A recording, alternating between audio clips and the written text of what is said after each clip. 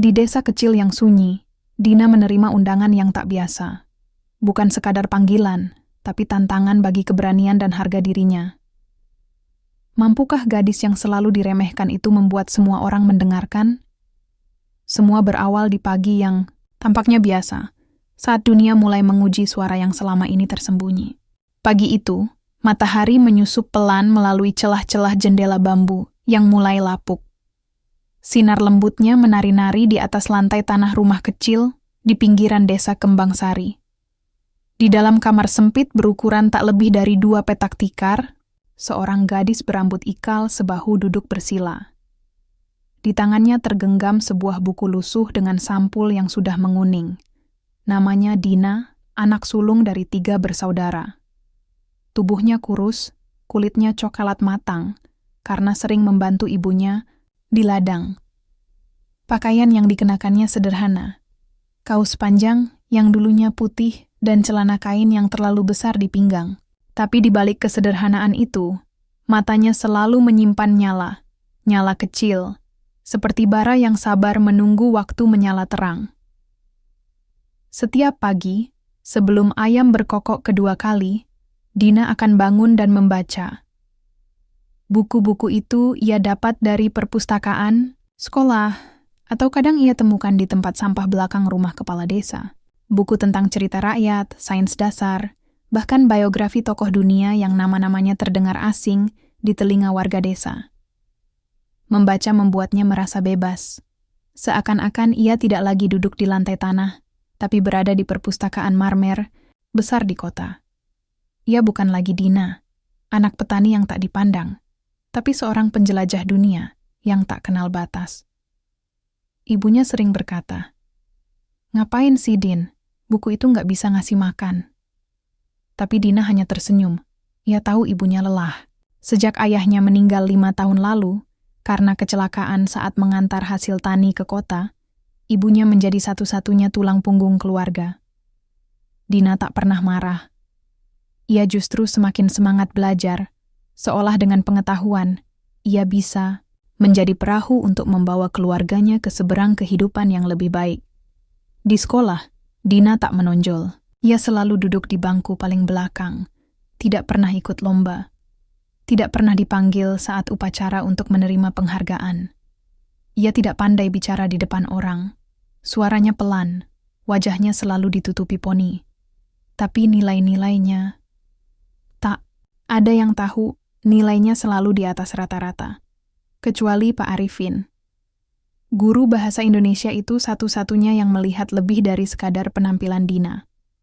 Ia sering memberi buku-buku bacaan tambahan untuk Dina, kadang membawakannya koran dari kota agar Dina bisa membaca berita terbaru. "Suatu hari nanti, kamu akan jadi seseorang," kata Pak Arifin sambil menepuk bahunya. Tapi kata-kata itu terdengar asing bagi Dina. Bukan karena ia tak percaya, tapi karena ia belum tahu caranya. Teman-temannya di sekolah, mereka bukan jahat. Hanya tidak tahu. Anak-anak desa tidak biasa melihat seseorang yang berbeda. Dina dianggap aneh karena lebih suka menyendiri, lebih suka membaca daripada bergosip, lebih suka diam daripada ikut-ikutan tertawa saat orang lain jadi bahan candaan. "Lihat tuh Dina, sok pinter. Padahal rambutnya aja kayak sapu ijuk," ujar Wina, siswi paling populer di kelas. "Cie, baca buku biar bisa jadi presiden ya," tambah Lucky dengan tawa keras yang diikuti anak-anak lain. Dina hanya diam, matanya tidak berkedip. Tapi malam itu, ia menangis dalam diam. Tidak ada yang tahu. Bahkan ibunya pun tidak. Baginya, menangis bukan tanda menyerah. Hanya bagian dari perjalanan. Ia tahu luka itu ada. Tapi ia juga tahu, luka bukan alasan untuk berhenti berjalan. Pagi berganti siang. Bel sekolah berbunyi panjang. Murid-murid keluar dari kelas dengan berisik. Dina membereskan bukunya perlahan. Ia tahu ia harus segera pulang dan membantu ibunya. Menyiangi gulma di ladang, namun sebelum ia sempat melangkah, pintu kelas terbuka dan Pak Arifin masuk. Matanya menyapu ruangan kosong hingga menemukan Dina yang masih duduk. "Dina, sebentar ya. Bapak mau bicara." Dina menoleh, sedikit gugup. "Iya, Pak." Pak Arifin tersenyum. Senyum lembut seperti biasa. Tapi kali ini, matanya menyimpan sesuatu. Seperti pesan penting yang belum sempat diucapkan. Kamu tahu acara Hari Orang Tua dan Sekolah bulan depan, kan? Iya, Pak. Jawab Dina masih pelan. Nah, tahun ini ada yang berbeda. Sekolah ingin ada perwakilan murid yang menyampaikan pidato sambutan mewakili siswa-siswi. Dan kamu yang terpilih. Dina membeku. Matanya membelalak. Saya, Pak. Iya, Bapak yang ajukan. Kepsek setuju. Tapi, kenapa saya? Banyak yang lebih pintar, lebih bagus dari saya. Pak Arifin menatapnya lama. Justru karena itu, kamu yang paling tulus. Kamu belajar bukan buat pamer. Kamu tahu artinya perjuangan. Dan kamu punya sesuatu yang belum orang lain sadari. Dina menunduk. Tangannya gemetar. Kata-kata Pak Arifin menggetarkan hatinya, seperti bunyi lonceng di pagi hari yang memecah sunyi. Tapi ia tahu satu hal. Tantangan ini bukan main-main. Berbicara di depan ratusan orang, termasuk para guru, kepala sekolah, dan semua orang tua murid, Dina bahkan sulit berbicara saat diminta membaca puisi di depan kelas. Namun hari itu, sesuatu berubah. Langit sore memerah di atas desa Kembang Sari. Mentari menggantung rendah, mengintip dari balik pohon-pohon kelapa. Dina berdiri di halaman sekolah, memandangi langit itu lama. Ia menggenggam ujung bajunya, menatap langit sembari berkata pelan di dalam hati, kalau ini jalan yang harus aku ambil, aku akan coba. Meski suara ini gemetar, meski kaki ini lemah, aku akan berdiri, dan aku akan bicara. Dan dari balik jendela kelas yang masih terbuka, sinar matahari menyentuh bangku tempat Dina biasa duduk.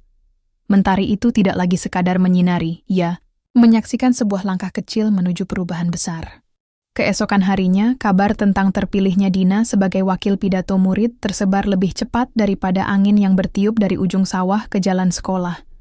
Tidak perlu waktu lama untuk membuatnya menjadi bahan pembicaraan di setiap sudut, kelas, kantin, bahkan toilet sekolah yang penuh coretan nama dan hati yang tak selesai. Lo denger nggak?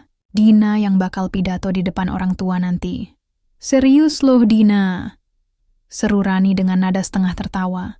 Matanya mencari reaksi dari teman-teman yang tengah duduk bersandar di pagar sekolah. Gila. Siap-siap acara jadi acara tidur massal. Dong, timpal Indra.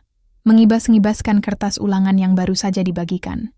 Beberapa anak tertawa keras, tanpa berusaha sedikit pun menyembunyikannya. Mereka tak tahu, atau pura-pura tak tahu, bahwa di balik pohon akasia yang tumbuh dekat taman sekolah, Dina berdiri diam.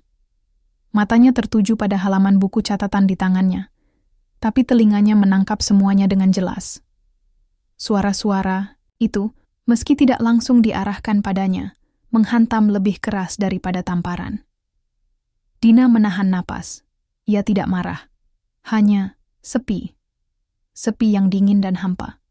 Seperti duduk sendirian di tengah lapangan luas ketika angin tak lagi berbisik. Di kelas, suasana tak jauh berbeda. Saat ia masuk, beberapa teman langsung terdiam, tapi bukan karena hormat, hanya untuk menahan tawa yang ingin meledak kapan saja. Wina, dengan senyum setengah mengejek, memiringkan kepala dan berkata, "Wah, calon orator kita datang. Udah, siap pidato, Din? Jangan sampai gemeteran terus jatuh dari podium ya."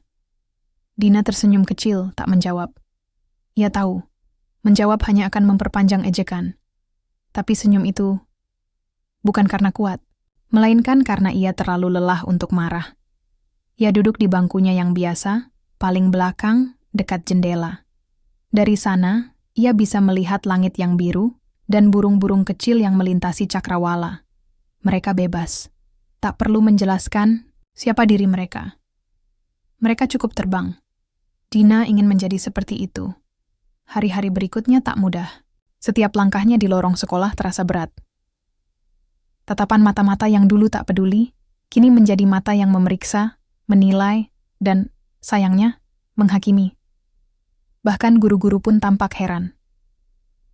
Bu Lilis, wali kelas mereka, pernah terdengar berkata pada guru lain di ruang guru, Dina, yang pendiam itu, kok bisa ya dia dipilih?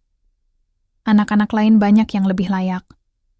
Dina mendengarnya saat ia lewat depan ruang guru. Langkahnya sempat terhenti, tapi ia terus berjalan. Tidak semua guru seperti Pak Arifin. Tidak semua orang melihat lebih dalam. Namun di tengah semuanya, ada satu hal yang membuatnya tetap berdiri. Tekadnya. Malam hari, di kamar yang sama tempat ia biasa membaca, Dina duduk, menatap selembar kertas kosong di atas meja kayu. Lampu minyak menyala redup. Angin malam menyusup dari celah-celah dinding bambu, membuat api kecil itu bergetar. Ia menghela napas panjang. Di tangannya tergenggam pulpen yang tinta birunya sudah mulai menipis. Ia menunduk, mencoba menulis kalimat pembuka pidato. Tapi setiap kali ia menulis, ia merasa kalimat itu terlalu biasa, terlalu lemah, terlalu... Bukan dirinya, ia mencoret. Menulis lagi. Mencoret lagi. Kenapa susah banget? Bisiknya, nyaris putus asa. Namun kemudian, matanya tertumbuk pada rak kecil di sudut ruangan. Di sana, berdiri tegak sebuah buku tua dengan sampul robek. Kisah burung yang terbang di antara badai. Buku yang dulu diberikan oleh Pak Arifin saat ia kelas 5. Perlahan, Dina bangkit. Ia ambil buku itu, membukanya pelan, dan membaca ulang. Kalimat yang dulu pernah membuatnya menangis. Kadang burung kecil pun bisa menembus badai. Bukan karena sayapnya lebih kuat, tapi karena ia percaya bahwa langit tidak akan selamanya gelap. Dan malam itu Dina mulai menulis, kata demi kata. Kalimat demi kalimat. Bukan untuk membuat orang terkesan, tapi untuk mengatakan sesuatu yang selama ini hanya tinggal dalam diam. Esok paginya, sekolah kembali ramai. Ulangan matematika, olahraga, tugas kelompok. Dina mulai mencoba berbicara. Ia mengajukan pertanyaan saat pelajaran, memberi pendapat saat diskusi. Beberapa anak mulai melirik heran. Bukan karena kagum, tapi karena tak menyangka Dina bisa berbicara sejelas itu. Tapi tetap saja, sebagian besar masih menertawakan. Saat jam istirahat, Rani dan Wina duduk di kantin sambil membicarakan rencana, acara. Gue yakin banget nih, pas Dina pidato nanti, pasti bakal ada yang tidur. Lo lihat aja. Kesian banget kepala sekolah. Bisa-bisa acara jadi gagal total. Mereka tertawa. Namun tidak jauh dari mereka, duduk seorang anak laki-laki bernama Bima, anak baru pindahan dari kota. Ia mendengar semua itu. Dan ia tidak tertawa. Ia justru menatap Dina dari kejauhan, yang saat itu tengah duduk sendiri di bangku taman, menulis di buku catatannya. Bima penasaran. Kenapa mereka menertawakan seseorang yang bahkan belum mencoba? Itulah kali pertama, seseorang mulai bertanya. Seseorang yang mungkin akan jadi bagian penting dari perjalanan Dina ke depan. Sore itu, Dina pulang lebih lambat. Ia singgah sebentar ke rumah Pak Arifin untuk meminta saran. Pak Arifin menyambutnya dengan teh hangat dan senyum hangat. Aku udah mulai nulis, Pak, tapi aku takut. Orang-orang kayaknya nggak mau dengar. Pak Arifin menatapnya dalam-dalam. Kamu tahu, Dina, suara yang paling kuat bukan suara yang paling keras, tapi suara yang keluar dari hati. Kamu nggak perlu jadi hebat. Kamu cuma perlu jujur. Tatenin hatinya. Dina mengangguk pelan. Malam itu, ia menulis kembali. Tak lagi mencari kata-kata indah. Ia hanya ingin berbicara. Dan meski dunia belum siap mendengarkan, ia siap mengatakan. Hari-hari menjelang acara besar di sekolah semakin terasa sempit bagi Dina. Rasanya, waktu seperti mempercepat langkah, tapi justru meninggalkannya tertinggal di belakang. Pidatonya sudah hampir selesai. Ia membacanya setiap malam, menghafalnya, dalam hati. Tapi bukan naskah itu yang paling berat, melainkan suara-suara yang terus menyusup ke dalam pikirannya. Kamu yakin bisa, Din? Kamu nggak malu nanti diketawain? Kenapa bukan yang lain aja sih? Ngapain kamu sih sok-sokan? Setiap kalimat itu seperti hujan batu yang terus menerpa genteng rapuh. Dan akhirnya, retak-retaknya mulai terdengar. Senin pagi. Matahari bersinar terang, tapi Dina merasa dunia tertutup mendung. Ia berjalan masuk ke kelas seperti biasa. Menunduk, tak bicara banyak. Namun sesaat setelah ia duduk, terdengar suara berisik dari papan tulis. Ia menoleh dan terdiam. Di sana, dengan kapur putih yang kasar, tertulis, Pidato Dina, Pidato Tertidur Nasional. Di bawah tulisan itu, ada gambar kartun wajah dengan mata tertutup, air liur menetes, dan tulisan kecil berbunyi, Harap, bawa bantal. Tawa meledak. Anak-anak menertawakannya tanpa malu, seolah ejekan itu adalah candaan biasa. Beberapa bahkan mengambil gambar dengan ponsel mereka. Mengabadikan papan tulis itu seperti sebuah prestasi. Dina tak berkata sepatah kata pun. Ia hanya berdiri, memandangi tulisan itu. Jantungnya berdebar begitu keras, bukan karena marah, tapi karena patah. Ia melangkah keluar kelas. Tidak ada guru. Tidak ada teman. Tidak ada yang menghentikannya. Ia berjalan lurus ke belakang sekolah, ke tempat yang jarang dilewati, di antara pohon-pohon bambu dan semak belukar. Di sana ia duduk bersandar di batang pohon besar, menarik lututnya ke dada, menenggelamkan wajah di antara kedua lengan. Dan untuk pertama kalinya sejak lama, Dina menangis terisak. Ia tidak menangis karena lemah, tapi karena semua yang ia tahan akhirnya tumpah. Ia menangis karena lelah menjadi kuat seorang diri. Kalimat yang ia hafal semalaman terasa jauh. Suara hatinya yang dulu berani mulai menghilang. Bahkan langit yang biasanya membesarkannya, kini tertutup awan kelabu. Apa aku salah? Bisiknya lirih. Ia terdiam cukup lama. Angin sore menyusup di antara dedaunan, membawa bisikan yang entah dari mana. Namun kemudian, suara langkah pelan, mendekat. Dina buru-buru menyeka air matanya, berpura-pura mengikat tali sepatu, meski sepatunya tak bertali. Boleh duduk di sini? Tanya suara laki-laki pelan. Dina menoleh. Itu Bima, anak baru yang duduk 2 baris di depannya sejak 2 minggu lalu. Ia jarang bicara, tapi wajahnya selalu tampak tenang, seolah ia datang dari dunia yang tidak terburu-buru. Dina mengangguk pelan. Bima duduk di sampingnya, berjarak cukup sopan. Ia tidak langsung bicara, hanya memandangi langit di sela pepohonan. Mereka keterlaluan, ujarnya akhirnya. Suaranya pelan tapi jelas. Dina diam. Aku tahu rasanya. Diremehkan cuma karena kamu beda, lanjut Bima.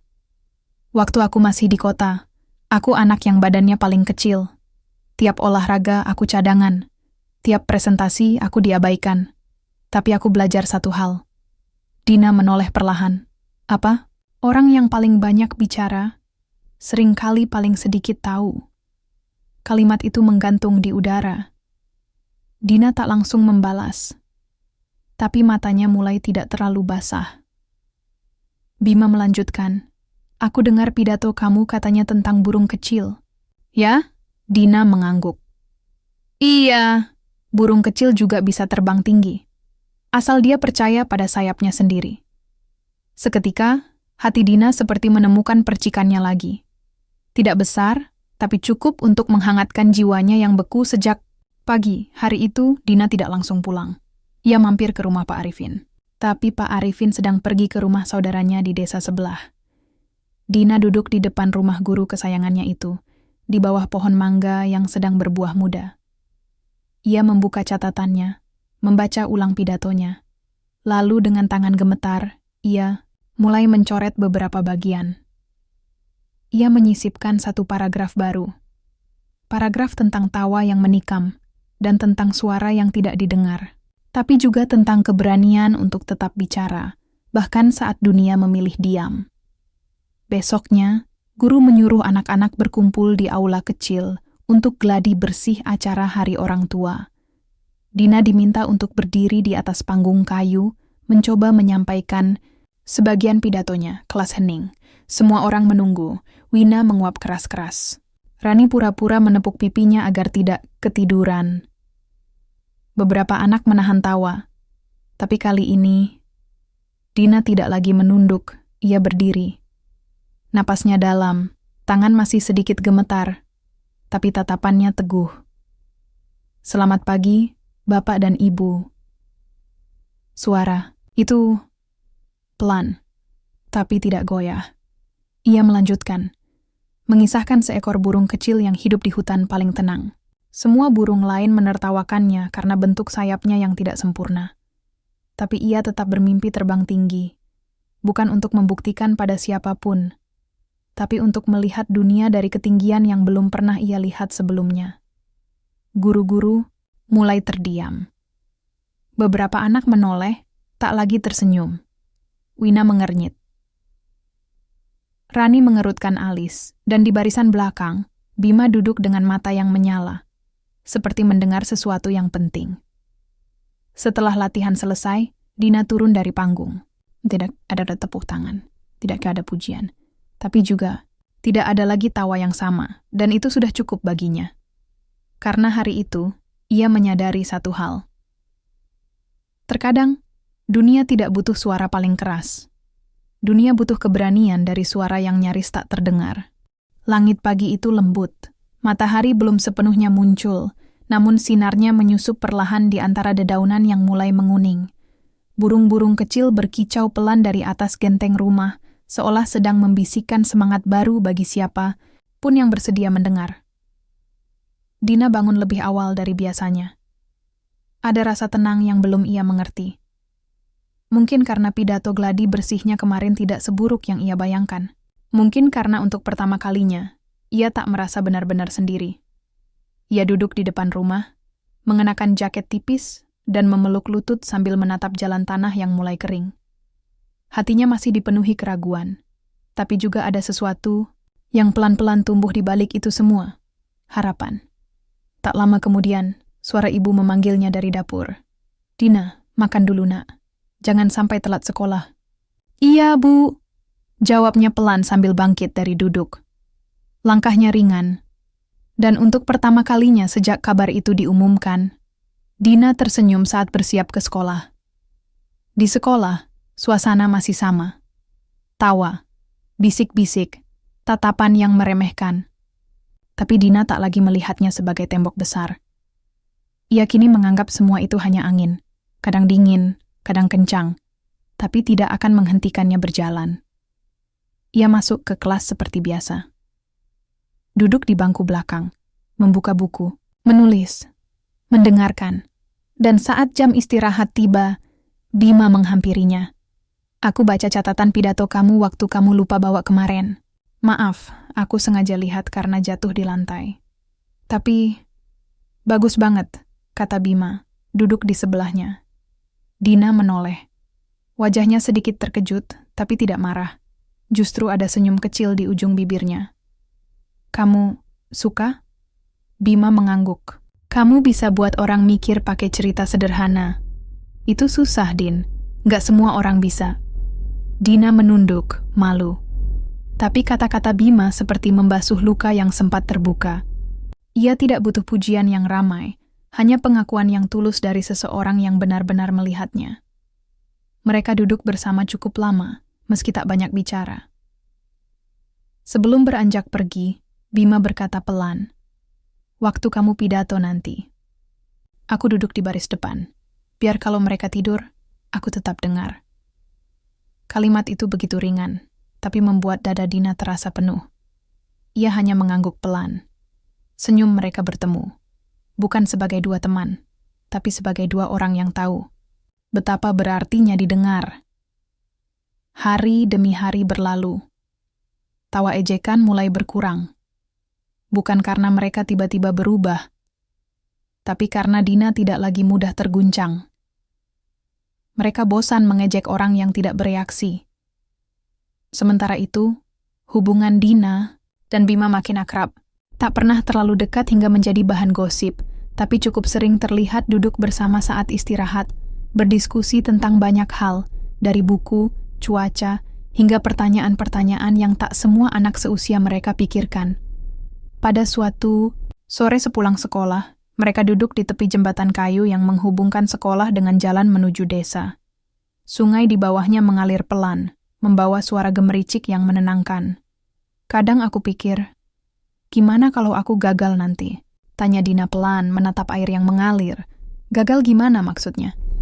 Kalau semua orang tetap anggap aku nggak penting, walau aku udah coba sekuat mungkin. Bima terdiam sejenak.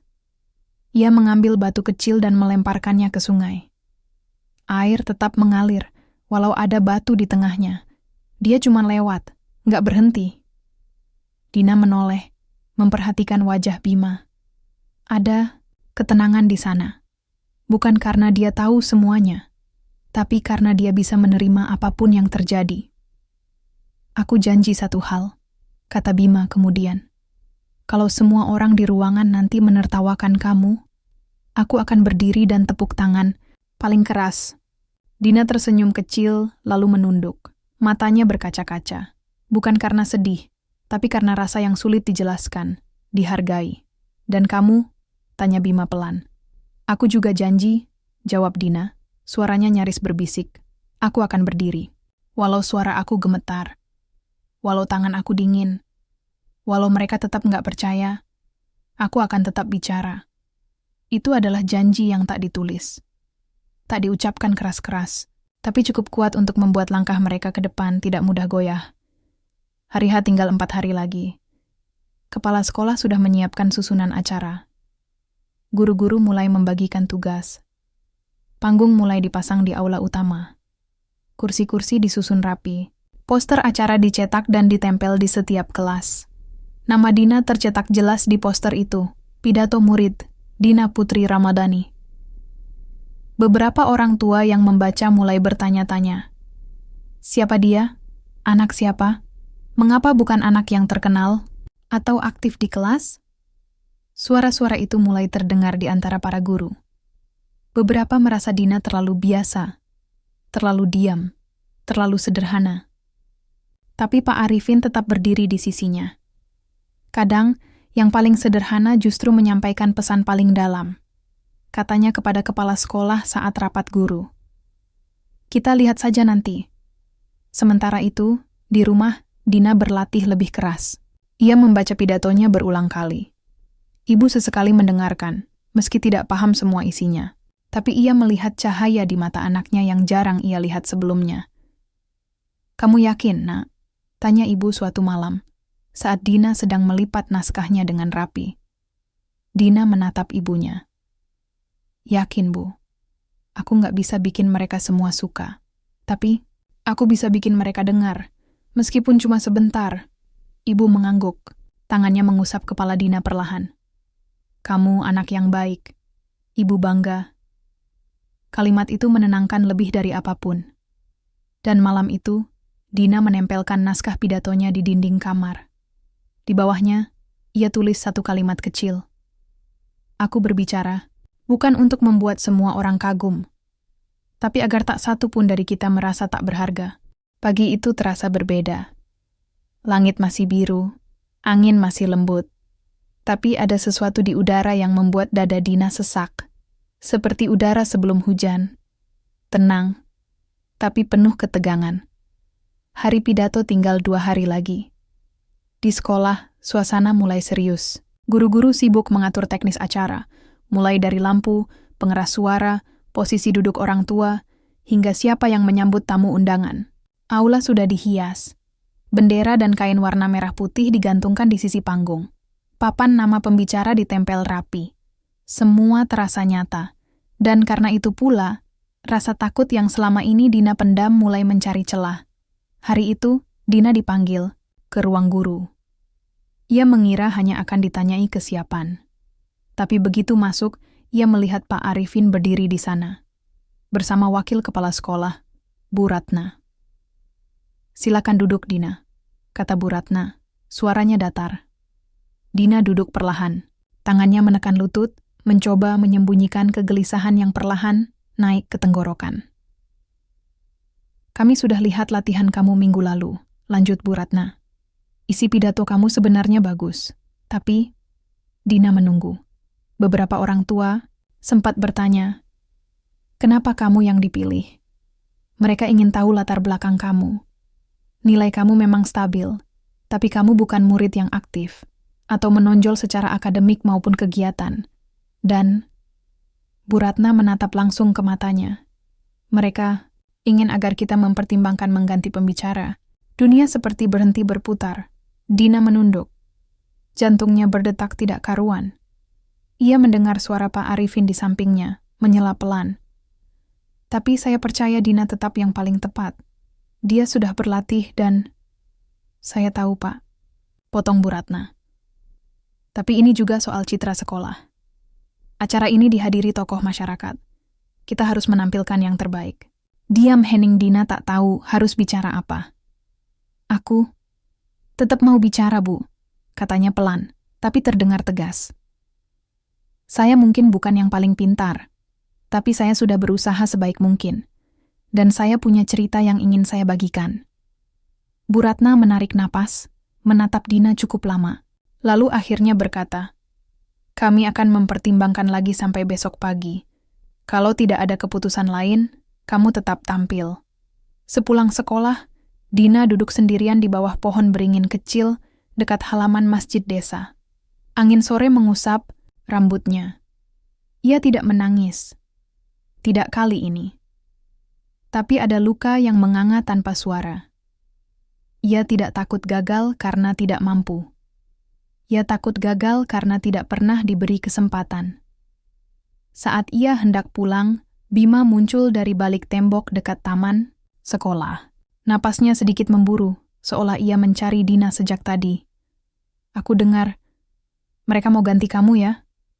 Tanyanya. Dina tidak langsung menjawab. Ia hanya mengangguk, lalu memandang tanah.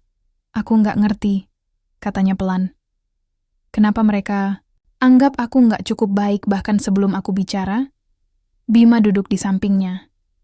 Lama mereka terdiam. Lalu pelan-pelan Bima membuka tasnya. Ia mengeluarkan selembar kertas. Lusuh, dengan beberapa lipatan. Aku belum pernah kasih tahu siapa pun soal ini, ucap Bima. Ini surat beasiswa aku dari sekolah lama di kota. Aku pindah ke desa ini bukan karena gagal, tapi karena ibu sakit dan harus tinggal dekat rumah nenek.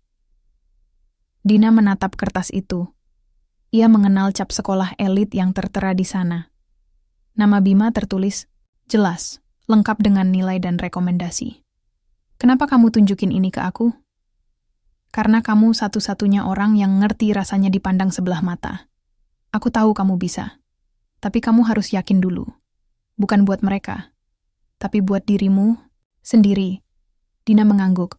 Matanya berkaca-kaca lagi. Tapi kali ini bukan karena sakit, melainkan karena seseorang percaya. Malam itu, Dina duduk di meja belajarnya dengan naskah pidato yang hampir usang. Ia menyalakan lampu kecil, lalu membuka lembar kosong di sebelahnya. Ia mulai menulis ulang. Bukan karena pidato sebelumnya buruk, tapi karena ia kini memiliki sesuatu yang lebih besar untuk disampaikan. Ia menghapus bagian pembuka. Ia menambahkan satu kalimat. Ada saatnya, seseorang harus berdiri. Bukan karena dia paling pantas, tapi karena jika dia diam, tak akan ada yang bicara. Keesokan harinya, saat bel sekolah berbunyi, Dina dipanggil kembali ke ruang guru. Pak Arifin tersenyum menyambutnya. Bu Ratna duduk dengan berkas di tangannya. Kami memutuskan tetap mempertahankan kamu sebagai pembicara, kata Bu Ratna akhirnya. Tapi tolong pastikan pidatomu tidak terlalu emosional. Kita ingin acara berjalan rapi dan profesional. Dina mengangguk. Ia tahu maksudnya. Tapi ia juga tahu, ia akan tetap menyampaikan semuanya, dengan caranya sendiri. Karena hari itu, sesuatu berubah dalam dirinya. Ia tak lagi sekadar seorang gadis desa yang ingin membuktikan diri. Ia adalah suara dari mereka yang tak pernah didengar. Dan hari itu adalah hari yang menentukan. Suara ayam berkokok belum sepenuhnya hilang ketika Dina membuka matanya. Di luar, langit masih kelabu. Hari belum benar-benar pagi, tapi hatinya sudah bergemuruh seperti genderang perang. Hari ini, hari pidato itu akhirnya datang. Dina duduk di ranjangnya. Ia menarik napas panjang. Tangan dingin, perut kosong. Tapi kepalanya penuh. Naskah pidato itu sudah hampir ia hafal. Tapi bukan itu yang membuatnya gelisah. Yang membuatnya gemetar adalah kenyataan bahwa ini bukan sekadar pidato. Ini adalah Pembuktian. Bagi dirinya.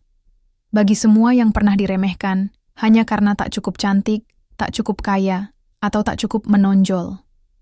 Ibu sudah bangun lebih dulu. Sarapan disiapkan. Sepiring nasi dengan telur dadar dan segelas teh hangat. Tapi Dina hanya menatapnya. "Kamu nggak makan?" tanya ibu pelan. Dina menggeleng. "Nanti aja, Bu. Perut aku mual." Ibu mengerti, ia tak memaksa. Tapi sebelum Dina pergi, ibu memeluknya. Erat. Seerat, mungkin. "Kamu sudah hebat sejak kamu berani mencoba, Nak," bisik ibu di telinganya. Dina mengangguk di pelukannya. Ada air yang jatuh dari mata, tapi ia cepat menghapusnya. Hari ini, tidak boleh ada ruang untuk keraguan. Di sekolah, suasana sudah berbeda. Aula penuh sesak. Kursi disusun rapi dalam barisan panjang. Orang tua murid berdatangan dengan pakaian rapi. Para guru berjalan ke sana kemari, mengatur jalannya acara. Spanduk besar tergantung di panggung.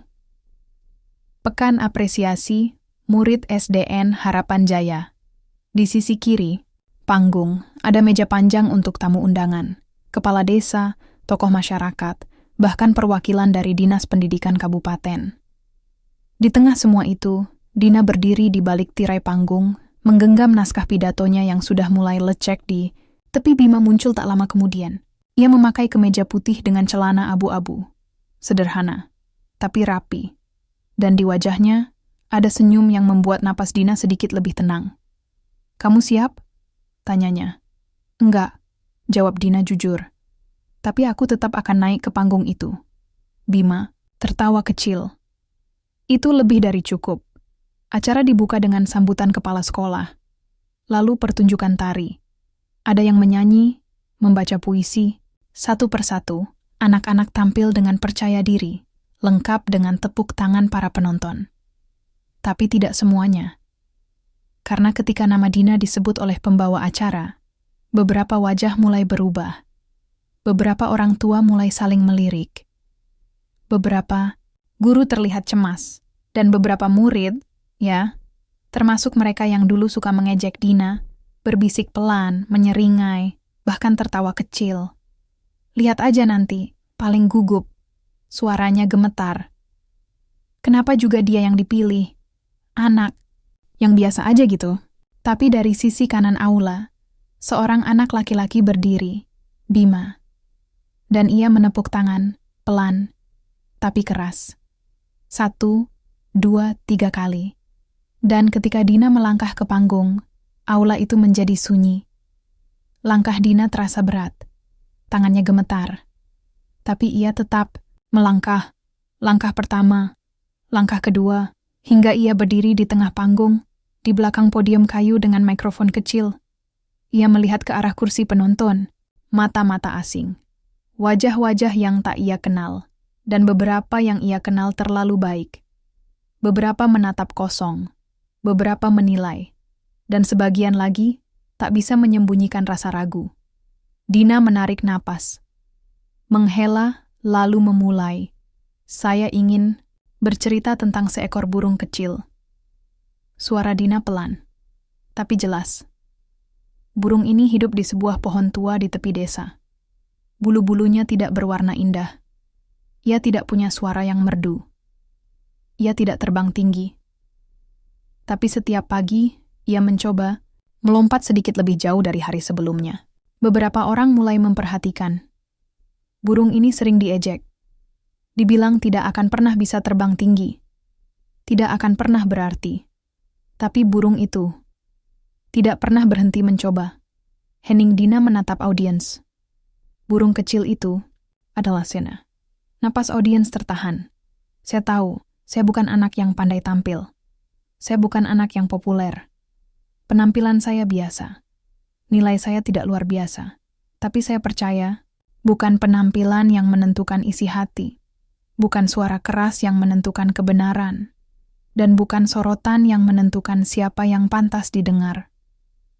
Beberapa guru mulai menunduk. Dan hari ini, saya berbicara bukan untuk membuat semua orang kagum. Saya berbicara untuk mereka yang tidak pernah diberi panggung, untuk mereka yang selalu dianggap biasa. Dina menghela napas lagi. Matanya mulai berkaca-kaca. Saya mungkin gadis desa, tapi saya juga penerima beasiswa dari sekolah terbaik di kota.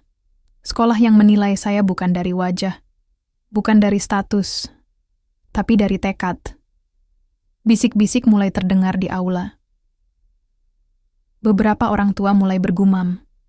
Ya, saya belum jadi siapa-siapa, tapi saya akan jadi seseorang. Bukan untuk membuktikan diri pada orang yang meremehkan, tapi untuk jadi suara bagi yang tak pernah diberi tempat. Dina mengakhiri pidatonya dengan suara pelan, tapi penuh luka, penuh keberanian, penuh harapan. Aula hening beberapa detik. Tak ada yang bergerak, lalu tepuk tangan. 1, 2, 3, 4. Lalu ramai. Lalu berdiri, Bima berdiri duluan, diikuti Pak Arifin. Kemudian kepala sekolah. Lalu satu persatu orang tua murid berdiri. Beberapa menatap Dina dengan wajah berbeda. Bukan sekadar terkesan, tapi terdiam. Karena tahu mereka salah menilai, Dina menunduk pelan. Ia menangis, tapi bukan karena kalah. Ia menangis, karena akhirnya dunia mendengar. Setelah pidato itu, semuanya berubah. Atau begitulah yang Dina kira. Hari-hari pertama setelah acara, ia dibanjiri pujian. Guru-guru yang dulu hanya menyapanya sepintas kini menghampirinya dengan senyum bangga. Beberapa bahkan memintanya datang ke kelas lain untuk membacakan ulang pidatonya. Orang tua murid menyebut namanya saat rapat, dan ibu menerima ucapan selamat saat berbelanja di warung.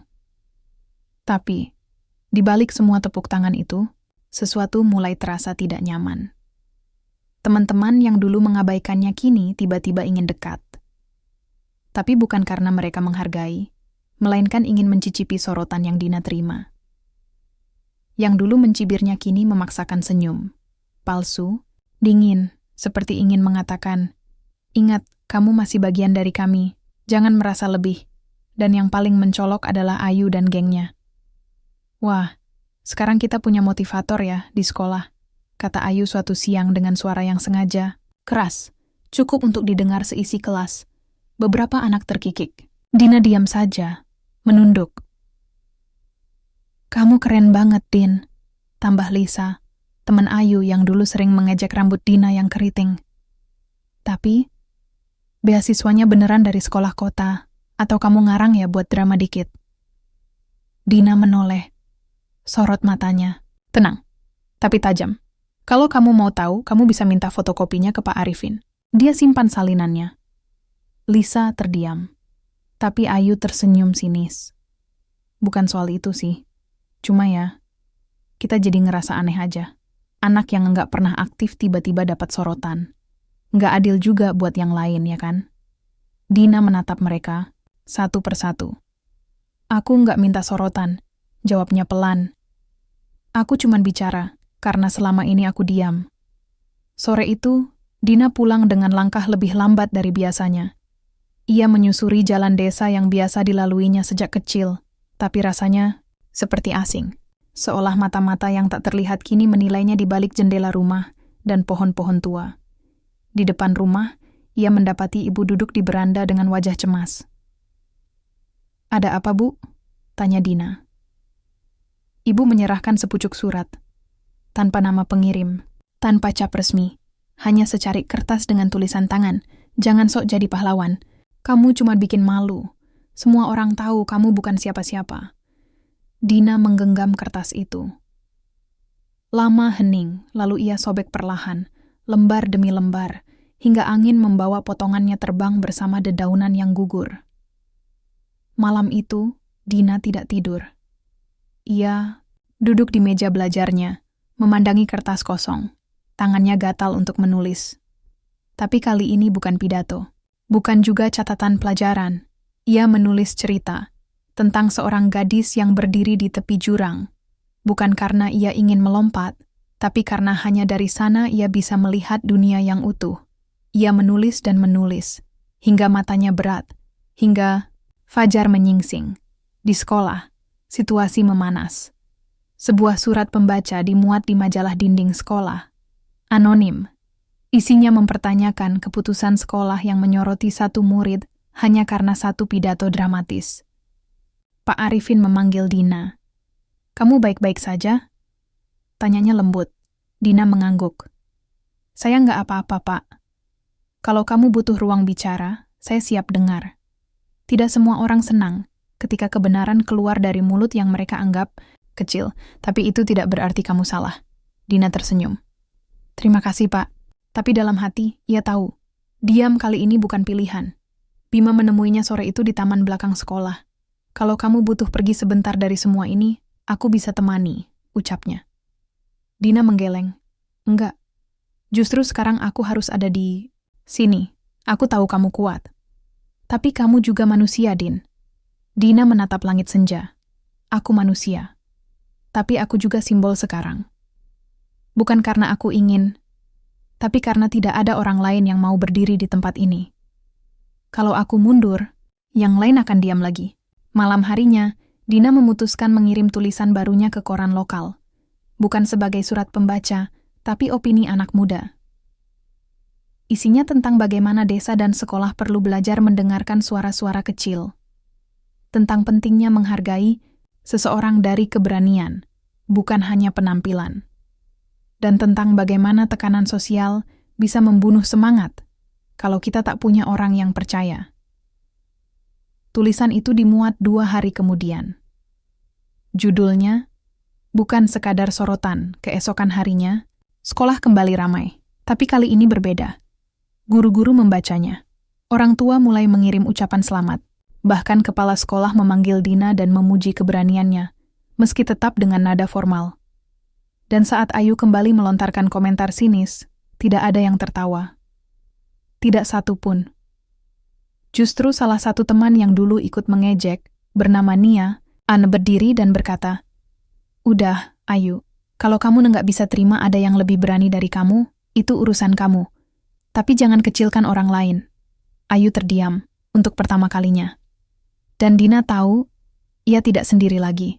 Hari itu langit mendung sejak pagi. Angin berhembus pelan, seperti membawa firasat yang tak bisa dijelaskan dengan kata-kata. Dina datang ke sekolah lebih awal dari biasanya. Tapi bukan karena ingin belajar. Ia hanya ingin merasa damai sebentar. Duduk di sudut perpustakaan, di antara rak-rak berdebu dan buku-buku lama, ia mencoba mengatur napas. Beberapa hari terakhir terlalu berat, terlalu bising, terlalu ramai. Meski di dalam dirinya semuanya sunyi. Ia merasa lelah, bukan karena menyerah, tapi karena terus menahan. Terlalu banyak wajah yang memandangnya seolah ia bukan lagi Dina. Seolah ia adalah simbol, bukan anak, bukan manusia.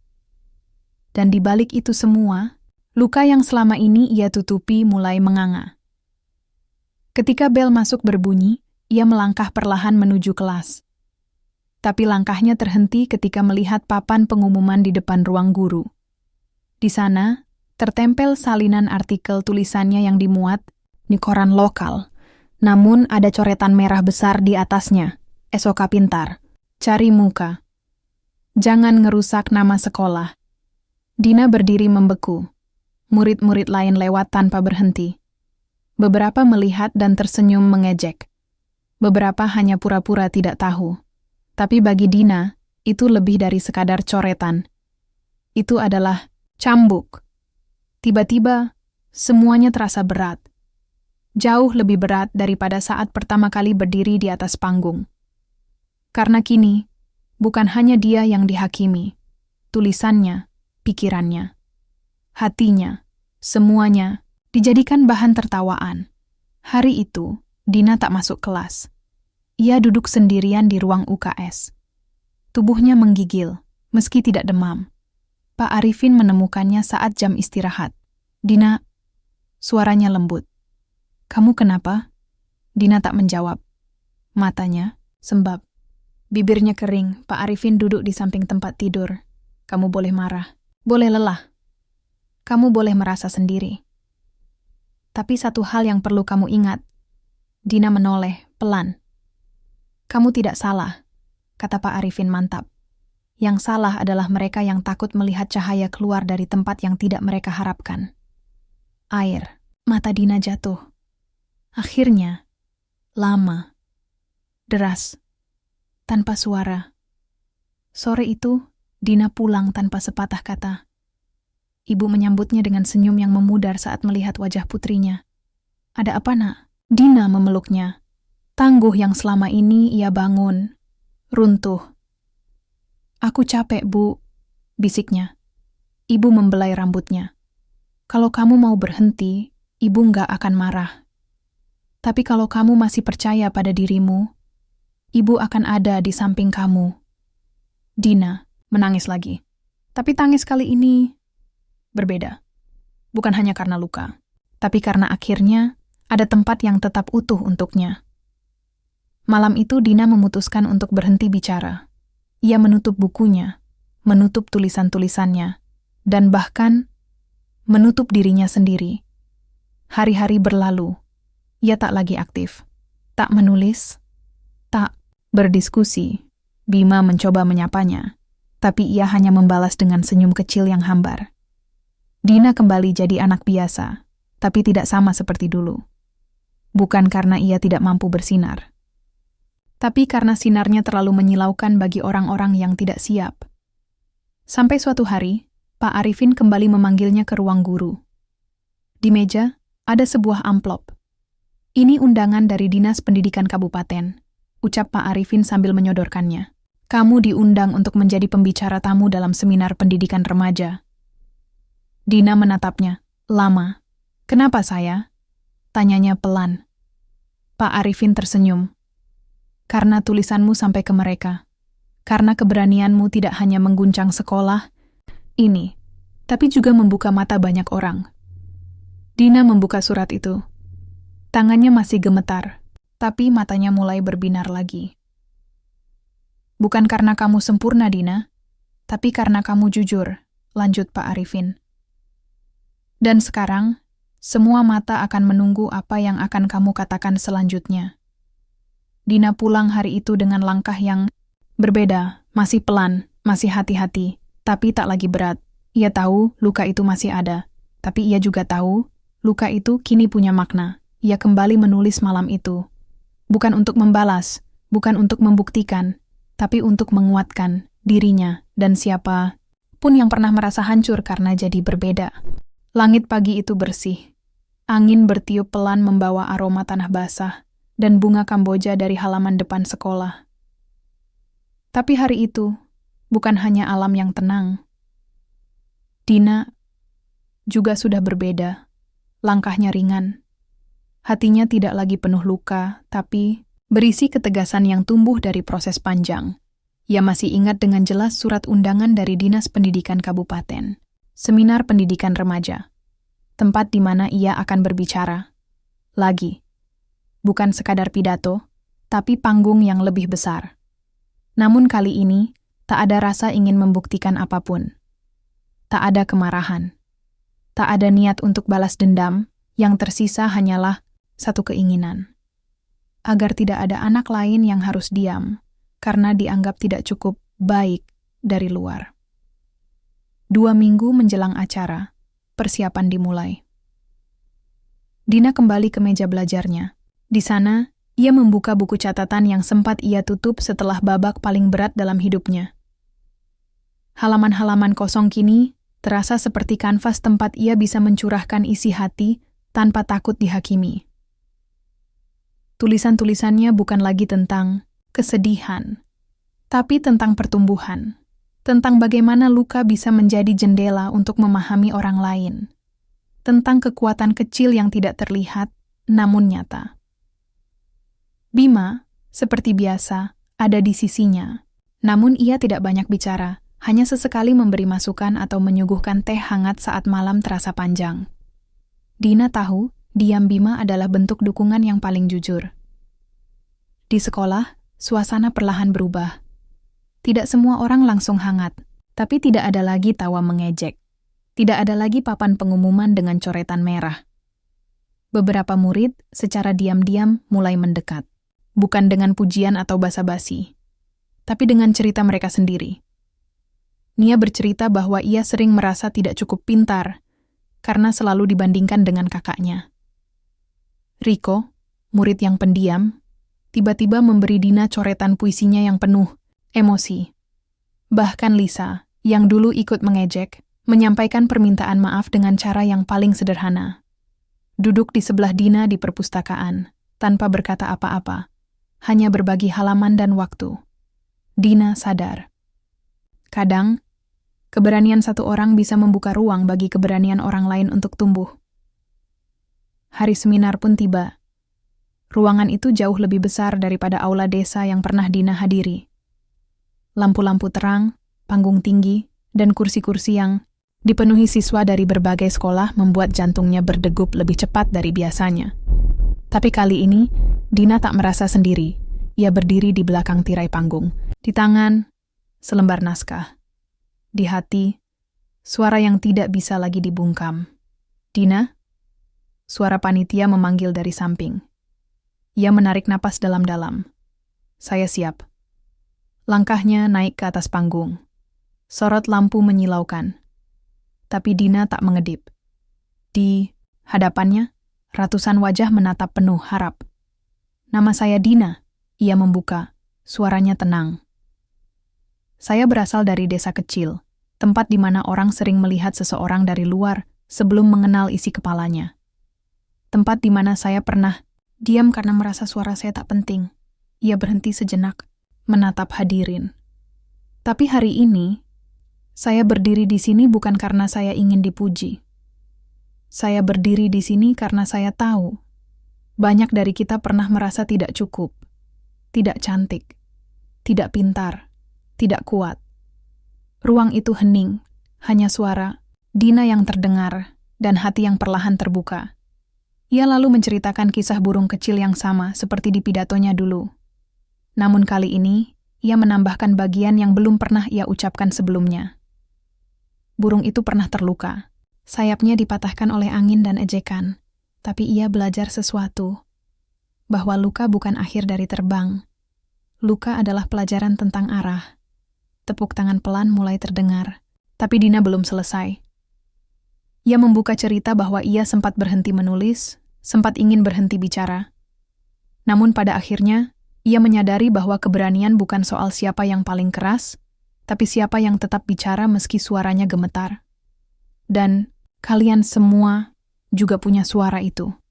Ujarnya. Gunakan. Bukan untuk berteriak, tapi untuk menyentuh. Untuk menyembuhkan.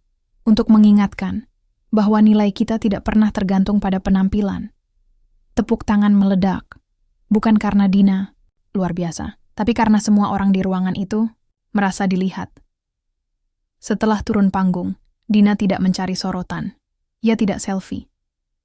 Tidak mengecek siapa yang memujinya. Ia hanya duduk di bangku belakang. Tersenyum. Meletakkan tangannya di atas dada. Dan untuk pertama kalinya, ia benar-benar mendengar suaranya sendiri, bukan yang keluar dari mulutnya, tapi dari dalam dirinya. Kamu tidak harus sempurna untuk berharga.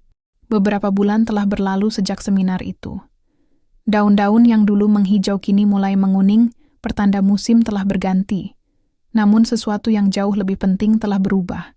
Bukan hanya di sekolah, bukan hanya di desa, tapi dalam diri Dina, ia tidak lagi sama seperti dulu. Tapi bukan karena ia jadi pusat perhatian. Justru karena kini, ia tak lagi peduli pada sorotan. Dina telah tumbuh dari dalam.